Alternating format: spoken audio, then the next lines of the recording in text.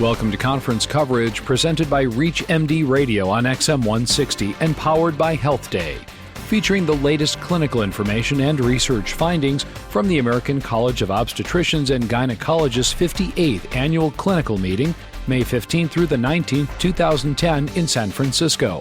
I'm your host, Dr. Mark Chyna. And I'm Sue Berg. This year's meeting attracted thousands of experts from around the world. More than 250 research findings and the latest unpublished research were presented on topics that range from cesarean delivery and contraception, experimental drugs and infertility, to infectious diseases, gynecologic cancer, menopause, obstetric procedures, and urogynecology. Several presentations highlighted the use of perinatal and postpartum depression. The meeting's opening ceremonies featured two of the country's leading experts on women's mental health, as well as Mary Jo Cody, who's the former First Lady of New Jersey. Cody suffered from depression during 2 pregnancies, which he's talked about publicly. Cody has also established a statewide campaign in New Jersey called Speak Up When You're Down, which he discussed at this meeting. OB-GYNs were identified as frequent providers of primary care to women, especially for women receiving pregnancy care. OB-GYNs were urged to identify women who are depressed and to facilitate treatment by asking their pregnant patients and new mothers about symptoms of depression. Researchers noted that untreated perinatal or postpartum depression is riskier than clinicians tend to believe. Women who are depressed are at risk for a host of health issues. They are, for example, more likely to smoke and take drugs, and major depression during pregnancy is associated with preeclampsia, preterm birth, and low birth weight.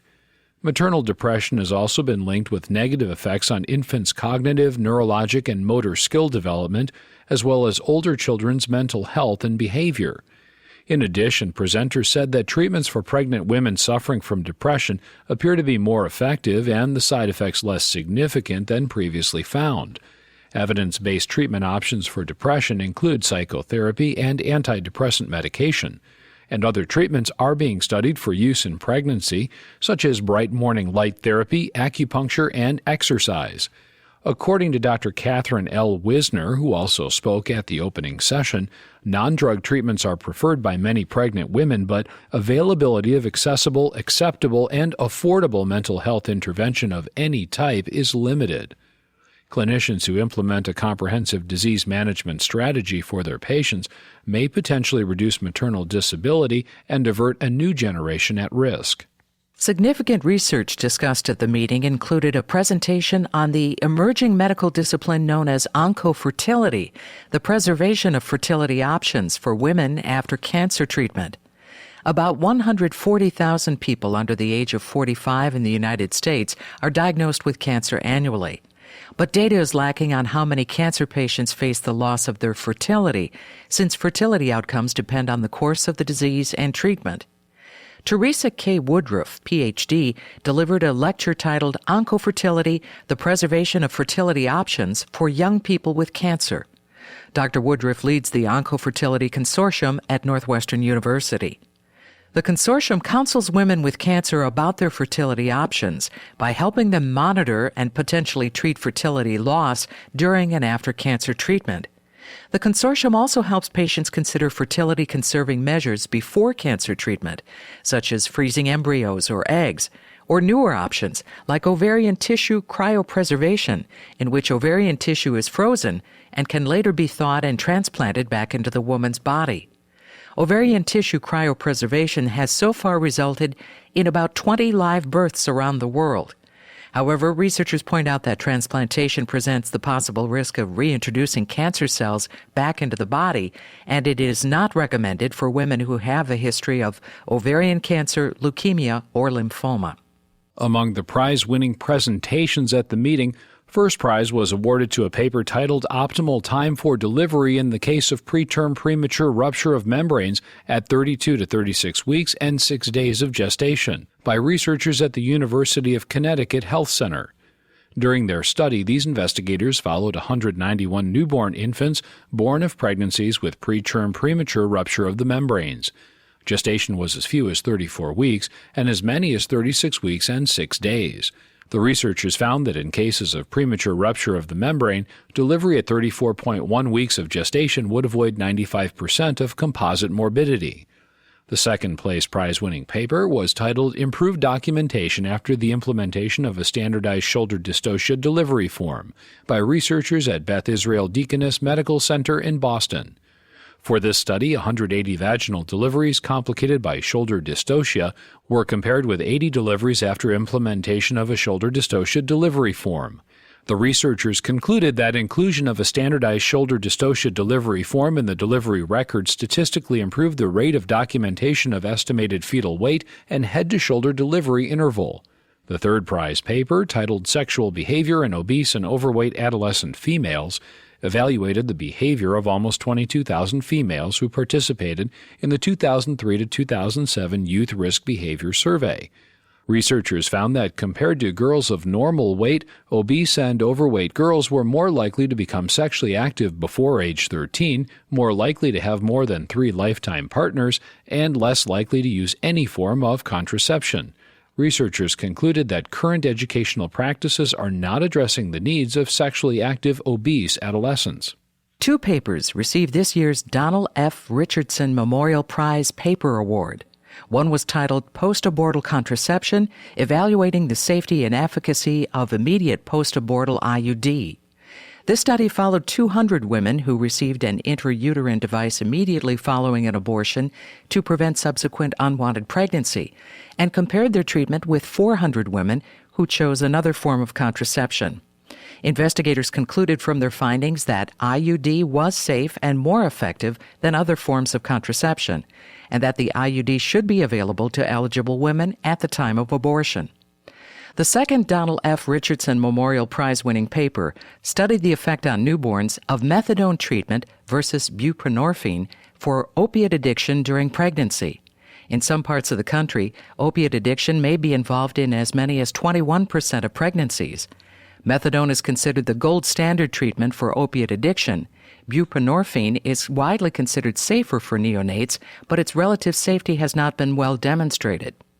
For this study, researchers conducted a retrospective chart review of 101 women who developed their babies at the Maine Medical Center in Portland, Maine, while they were taking methadone, compared to 68 women who took buprenorphine.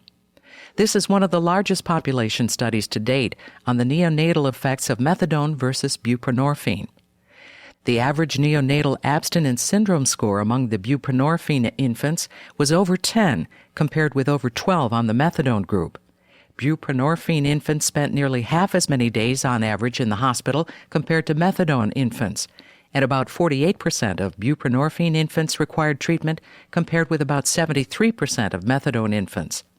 The researchers concluded that buprenorphine is a safer treatment than methadone for opiate addiction during pregnancy. Researchers presented data on a new treatment to potentially improve quality of life in women with abnormally heavy menstrual bleeding. Researchers randomly assigned nearly 300 women between the ages of 18 and 49 with heavy menstrual bleeding, defined as mean menstrual blood loss greater than 80 milliliters per menstrual cycle, to receive either a novel oral tranexamic acid formulation or a placebo. The women took either 1.95 or 3.9 grams per day of tranexamic acid or placebo for up to 5 days per menstrual cycle for 3 cycles. The researchers measured quality of life with the Menorrhagia Impact Questionnaire, which includes questions regarding limitations on social, physical, and work activities during menstruation, as well as the women's perception of the influence of menstrual blood loss on quality of life. Researchers found that compared to placebo, tranexamic acid was associated with significant improvements in the quality of life. They also found that a higher dose of tranexamic acid was associated with greater improvements than a lower dose. Both dosage regimens were well tolerated. Vaccination against human papillomavirus strains 16 and 18 was found to be associated with significantly reduced abnormal cytology diagnoses in young women. This is according to researchers from the Oklahoma State University in Tulsa and colleagues. They compared nearly 10,000 women between the ages of 15 and 25 who received the AS04 adjuvanted HPV-16 and HPV-18 vaccine, and nearly 10,000 controls who received hepatitis A vaccine. Cervical samples were collected every 6 months for HPV DNA typing, and gynecologic and cytopathologic examinations were performed every 12 months.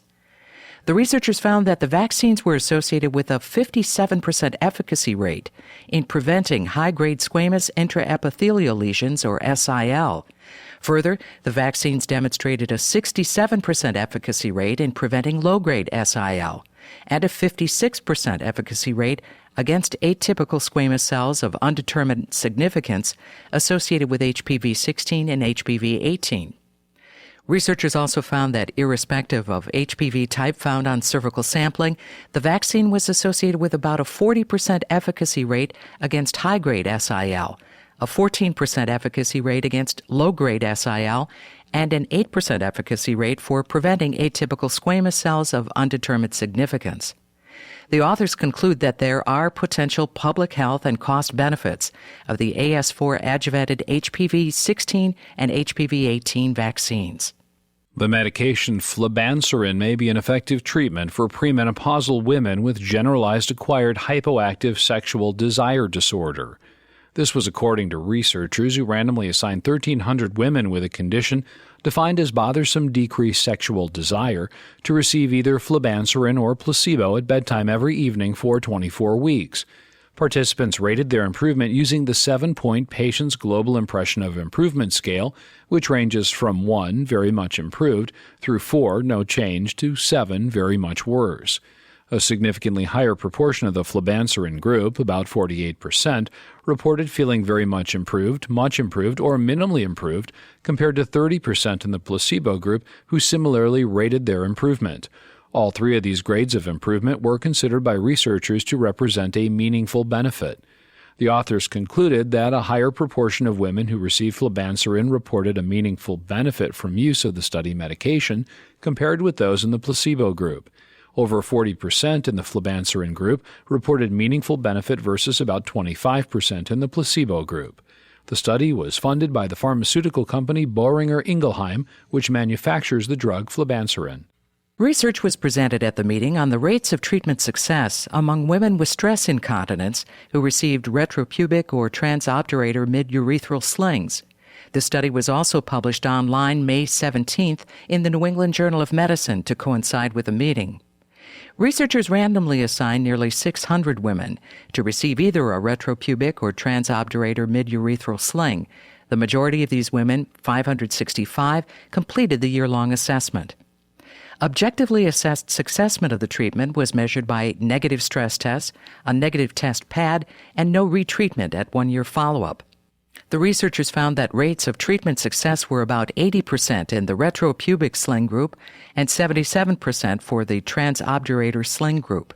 In addition, subjective success was defined as patient-reported absence of stress incontinence symptoms with no leakage episodes and no retreatment. Researchers found that these subjective measures of success were similar to objective measures, with about 62% of patients in the retropubic sling group reporting success and nearly 56% reporting success in the transobturator sling group. In terms of complications and side effects, researchers found that retropubic slings were associated with voiding dysfunction requiring surgery in 2.7% of patients versus no patients in the transobturator sling group. Neurological symptoms occurred in 4% of the retropubic sling group versus about 9% in the transobturator sling group. There were no significant differences between the groups in postoperative urge incontinence, satisfaction with procedure results, and quality of life. In an editorial that accompanied the study in the New England Journal of Medicine, Dr. Rebecca G. Rogers from the University of New Mexico Health Sciences Center in Albuquerque writes that this trial confirms that the retropubic and transobturator midurethral slings are very similar with respect to both efficacy and overall complication rates. The editorial goes on to say that what may change as a result of this research is how patients are counseled regarding the benefits and harms associated with the surgery, so that surgical choices better match the patient's goals and wishes. Thank you for listening to conference coverage from the American College of Obstetricians and Gynecologists' 58th Annual Clinical Meeting, which took place May 15 through the 19th, 2010 in San Francisco. Conference coverage is a presentation of ReachMD Radio, broadcast on XM 160 and by live stream at reachmd.com, and powered by Health Day.